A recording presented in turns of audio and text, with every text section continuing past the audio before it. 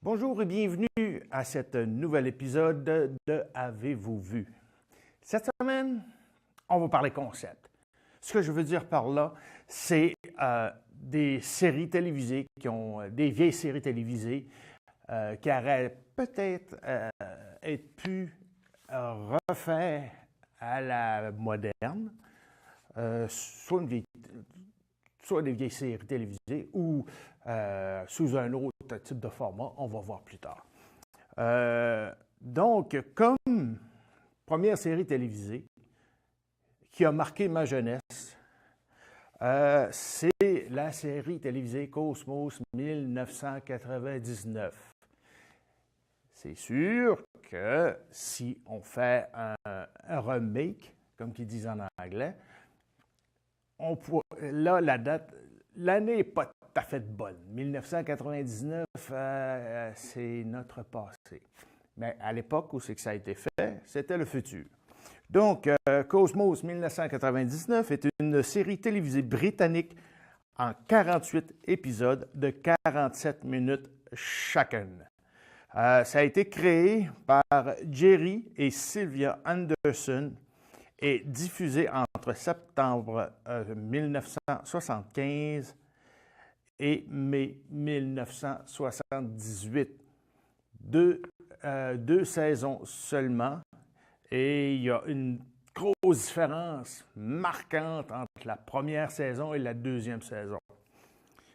Donc, l'histoire, en gros, c'est qu'en 1999, la Terre entrepose ses déchets nucléaires sur la Lune, où est déjà installée la base lunaire Alpha. Là, ils mettent une date exacte, là. Le 13 septembre 1999, une explosion dans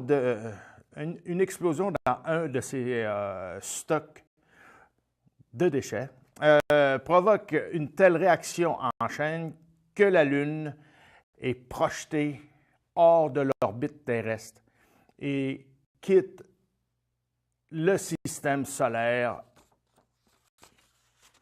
Bye-bye, ça n'existe plus.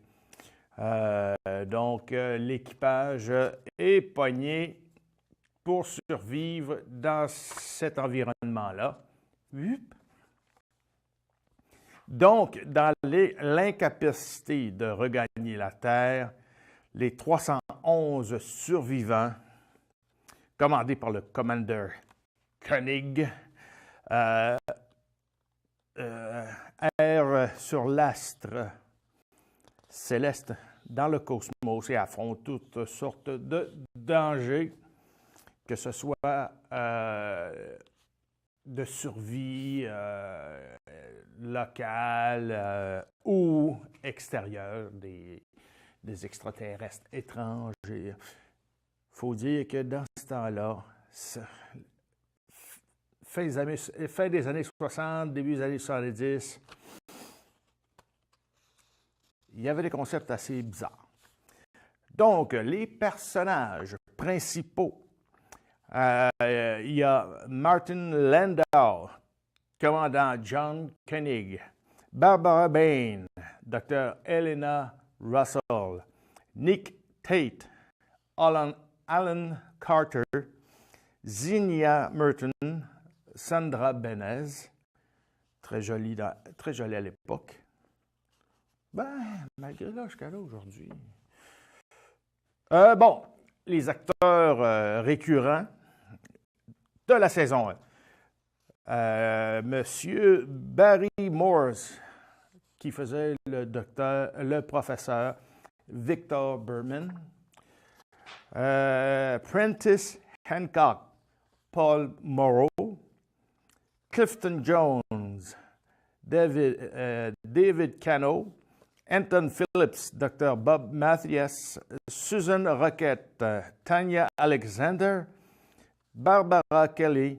C'était la voix de l'ordinateur de l'Alpha, de l'ordinateur d'Alpha. Blablabla.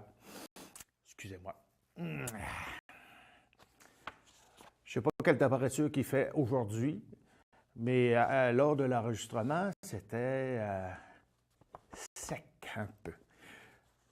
Donc, nous passons aux acteurs de la saison 2. La saison 2, il y a eu un revampage complet. On a gardé les mêmes 4 premiers acteurs, c'est-à-dire Martin Landau, Barbara Bain, etc., etc. Mais autour de ces 4 acteurs principaux, s'est greffé à la saison 2 Catherine Schell, qui faisait l'extraterrestre métamorphe Maya. Danny Holt, Tony Verdelchi, John Hogg, Bill Fraser et Yasuko Nagazumi. J'espère que je n'ai pas trop massacré son nom, là. Yasuko. Donc moi, j'ai grandi sur cette série-là. C'est une série vraiment... Déjà là, le concept, le fait d'avoir une base sur la Lune et que la Lune soit projetée, extirpée de l'orbite terrestre et que les survivants soient obligés de survivre dans un environnement peu connu, c'est quand même assez original. Par contre, c'est les années 70, c'est des budgets, on le sait, pour les séries télévisées dans ce temps-là, c'est des budgets réduits pour le nombre d'effets spéciaux. Et la majorité des effets spéciaux, c'était des effets spéciaux physiques. Ce qui veut dire que si on voyait un vaisseau spatial voler, ben, il a fallu qu'il la construise en plus petit et qu'il la filme sur un fond d'écran. Et c'est pour ça que saison 1 et saison 2, ils ont fait une série d'images, ce qu'ils appellent des fly-by, les vaisseaux spatials qui nous whoosh de chaque bord de la tête, mais c'était à peu près tout le temps les mêmes. Ça explique aussi les explosions sur la base, c'est à peu près les mêmes. Donc, il faut le pardonner, mais c'est ça. Moi, j'aimais la vieille saison Galactica, et quand ils l'ont refait en mieux. Alors, bon, j'espère un jour que quelqu'un va passer à refaire, moderniser la série Cosmos 1999. Petite pause et on vous revient après cela. Si on regarde nos prévisions dans le passé, à pareille date, on observe un manque à gagner de 5 millions. 5 millions. Va falloir donner un coup cette semaine. Tu t'occupes du dossier de Vancouver. Je m'en occupe. Martin, relance Wilson au plus vite. OK.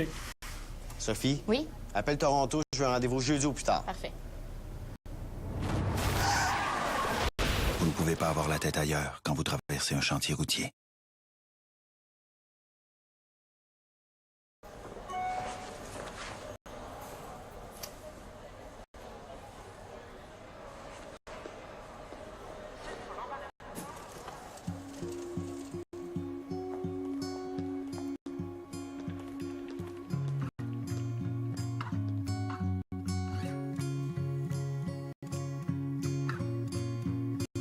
Est-ce que ça change quelque chose à ce que vous pensiez il y a 20 secondes? Luttons contre l'homophobie.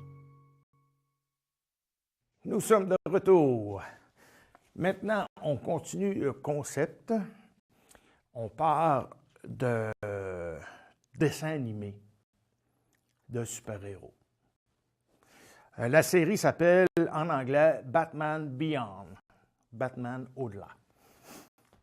C'est une série télévisée d'animation américaine en 52 épisodes de 25 minutes, créée d'après le personnage de Bob Kane et Bill Finger en 1939.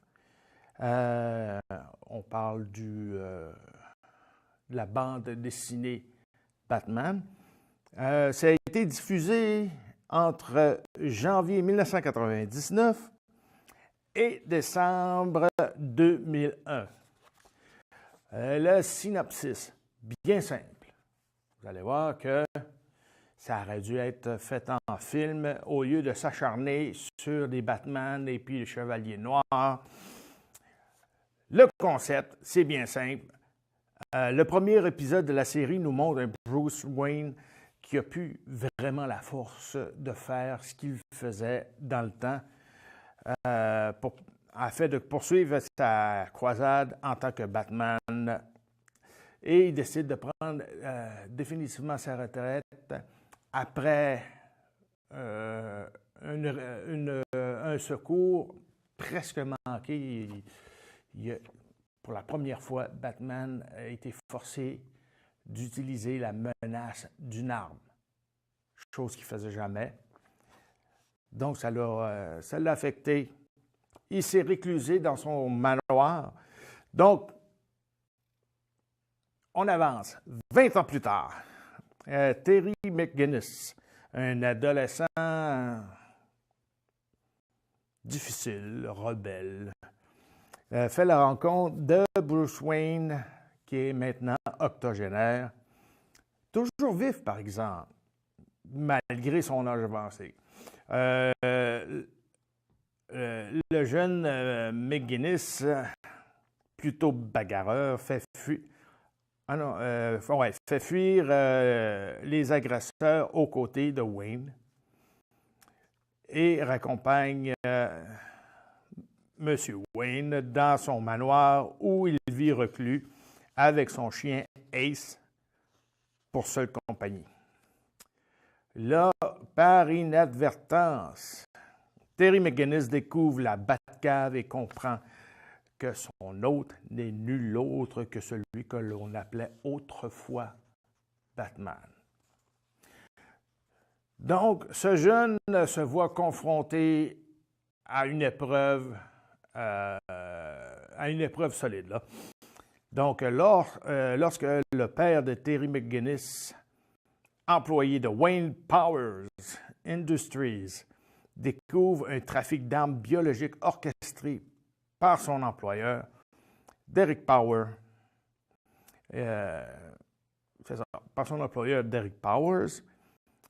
il est assassiné. Le père de... Donc, le jeune homme se retourne vers Wayne, qui est un actionnaire, qui continue à être un actionnaire de l'entreprise et ancien Batman, pour obtenir de l'aide. Mais Bruce Wayne lui conseille de s'adresser au commissaire Gordon, la fille du commissaire Gordon d'origine, donc elle s'appelle Barbara Gordon.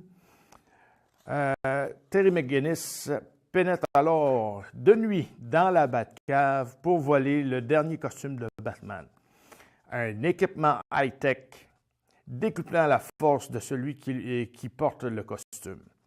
Après que Terry McGinnis ait mis fin aux agissements de Derek Powers, face au crime et à la corruption qui règne à nouveau au cœur de Gotham City, Bruce Wayne consent à laisser Terry reprendre la croisade de Batman sous sa tutelle. Il devient alors le nouveau justicier de Gotham City. Les personnages, les voix originales anglophones. Donc, Will Friedle, il fait la voix de Terry McGinnis, Kevin Conroy, Bruce Wayne, Laurent Thom, Dana Tan, Stockard Channing, puis plus tard dans la saison, Angie Harmon, le commissaire Barbara Gordon, Tree Summer, Max Gibson. À ma grande surprise, c'est peut-être un fan vidéo, mais j'ai cru voir une bande-annonce de Batman Beyond avec en vedette comme vieux Batman Clint Eastwood. OK? Clint Eastwood. Merci. Donc, je ne sais pas s'il va y avoir un film. Je sais que, selon la base des fans, ça se discute fort.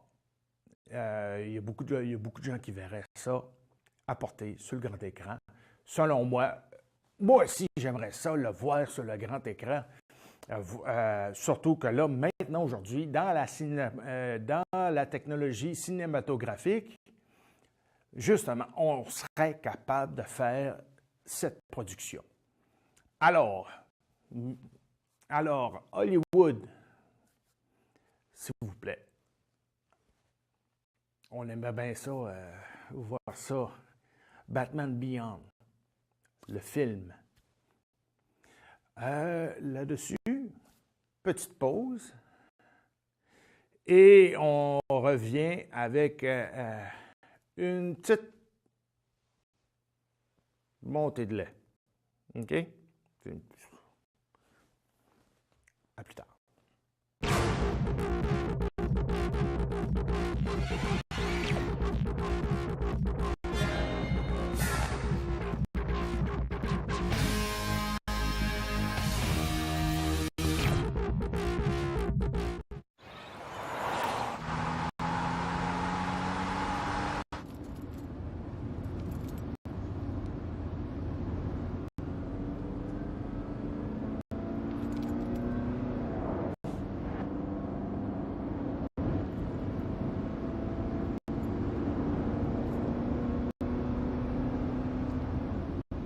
Peux-tu ralentir, s'il te plaît? Parfois, on n'a pas le choix de parler.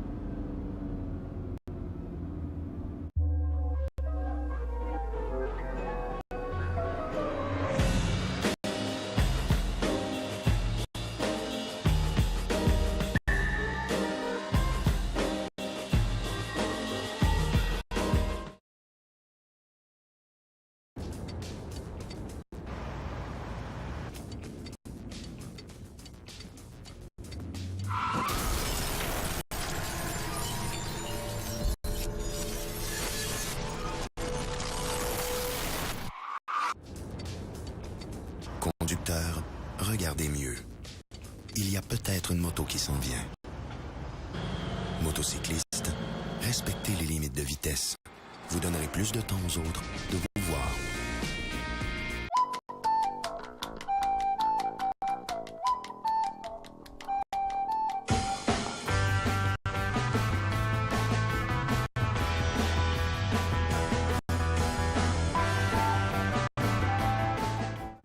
Nous sommes de retour.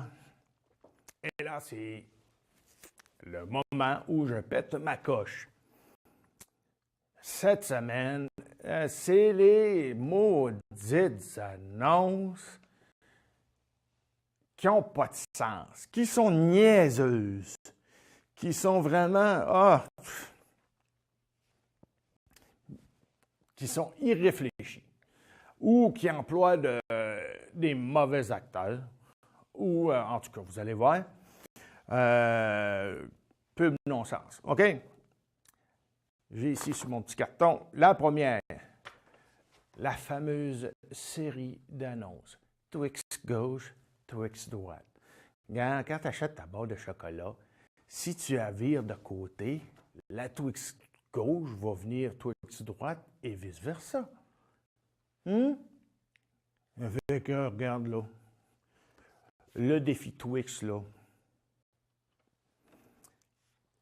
Ou l'annonce de Skittles. Au début, ils découvrent l'arc-en-ciel. On le voyait, l'arc-en-ciel, là. Mais là, dernièrement, la petite mémère puis son petit nuage. Mais il continue de dire flatte l'arc-en-ciel, goûte l'arc-en-ciel. C'est parce que c'est pas un arc-en-ciel, c'est un nuage. Ou encore rase l'arc-en-ciel, goûte l'arc-en-ciel. C'est parce que c'est encore un maudit nuage. Il n'y a pas d'arc-en-ciel là-dedans. C'est un maudit nuage. Réveille chose. Trouve autre chose. Gillette. Ou autre commercial de rasage. C'est bien beau d'avoir une grosse... ils mettent ils sont beurrés de crème à barbe. C'est ça que je voulais dire. Ils sont beurrés de crème à barbe. On ne peut pas savoir s'ils sont barbus ou non. Mais il y a un truc à ça, savoir s'ils se rasent vraiment. S'ils se rasent vraiment, là, la face va lui étirer, Colin. Ça fait que ça donne comme idée que sa barbe est déjà faite. Il la refait une autre fois. Non. C'est comme les annonces de pâte à dents. Moi, j'arrive pas à croire que tu te brosses les dents, ben ouais, fous ta brosse à dents sec dans ton verre sur le bord de l'évier. Puis là, fais un beau petit sourire tout de suite après. Voyons donc, toi. Il me semble que c'est une annonce à pâte à dents. Quelqu'un qui se brosse le moindrement sérieusement les dents, il y a de la chenoute un peu partout dans la face. J'ai même connu quelqu'un, là, il prenait ça tellement à cœur, là. Il y avait de la broue qui descendait jusqu'en bas du coude. Lui, il fallait un gros évier, là, pour être... Mais il se brossait les dents passionnément. Ça fait que... Alors, les annonces que je vois que, tu sais, mets la brosse à dents, voyons, il se vide même pas la bouche. Sourire, puis il s'en va. Voyons, messieurs et mesdames aussi, désolé, il y a quelques semaines, j'ai juste dit messieurs. Messieurs et mesdames, des commerciaux, ceux-là qui travaillent là-dedans, pensez-y 30 secondes. OK? Pensez-y 30 secondes. Qui se brosse les dents avec une brosse à dents sec? Pas moi. Je sais que se brosser les dents avec une brosse à dents sec, si tu ne rinces pas, elle vient dure en colline. Aussi, les rince-bouches. Les rince-bouches, la bouche vide, ça paraît bien trop. Voyons.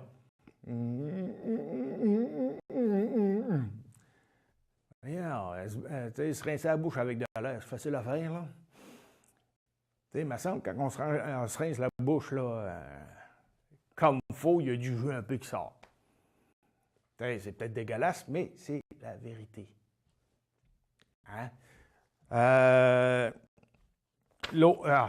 L'annonce qui me fait rire, là, crampe à terre, roule à terre, plus capable. C'est l'annonce des maisons préfabriquées qui disent « nous construisons des maisons droites. » J'espère qu'ils sont droites, vos maisons. Je sais pas, là, construire une maison d'un angle, ça marche pas, là. Pensez-y 30 secondes, là, vos commerciaux, là, ce que vous dites, je sais que vous voulez vendre un produit, mais quand même. Autre affaire, mauvais acteur. Commencez à boire un café de n'importe quelle compagnie quand le verre est le même et il ne coule pas. Ça dit que ta tasse est pas mal vide. Hein, tu fais à clair de boire un bon café de chez Pinnerton ou McGronal. Ça ne marche pas. Quand ton verre est plein, tu fais juste ça. OK? Pas ça. Ou dans une émission assez bien connue, SOS Avion, donc ça s'appelle Journée de mai. Faites la traduction. L'émission Journée de mai. Mayday.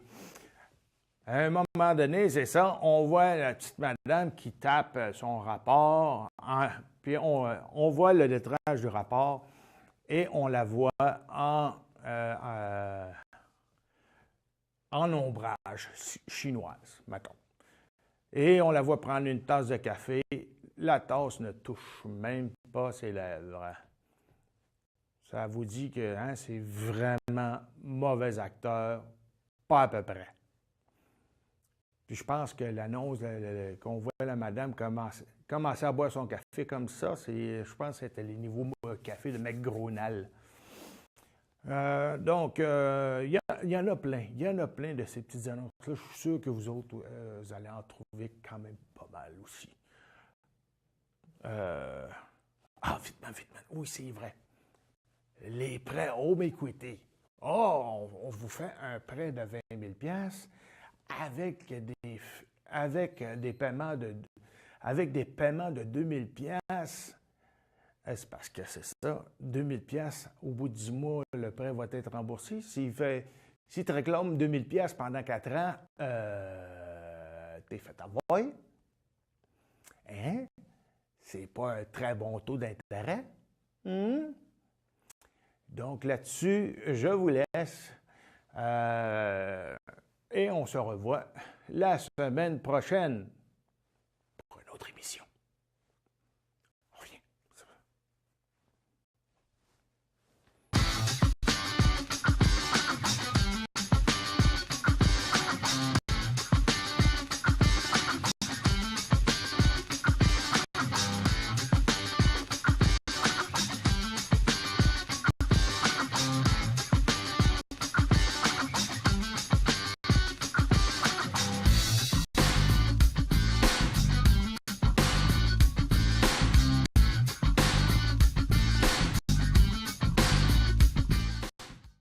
C'est ça.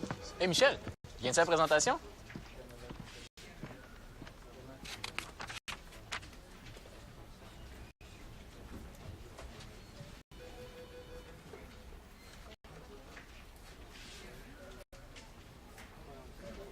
Ah oui, je vais être là, je présente le bilan.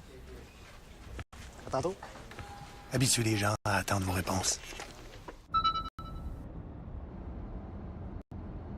Ça vous fera pas mourir.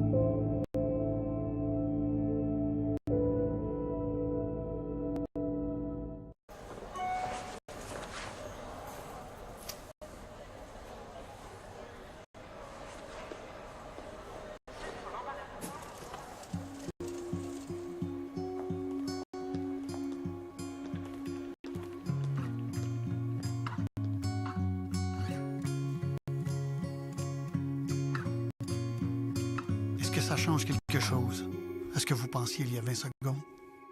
Luttons contre l'homophobie.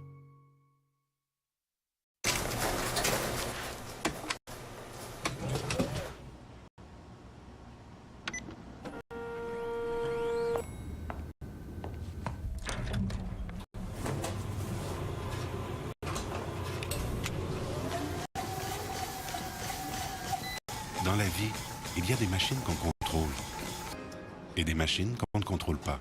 Rien ne peut augmenter les chances de gagner. C'est toujours le hasard qui décide. Visitez le jeu-doit-rester-un-jeu.com.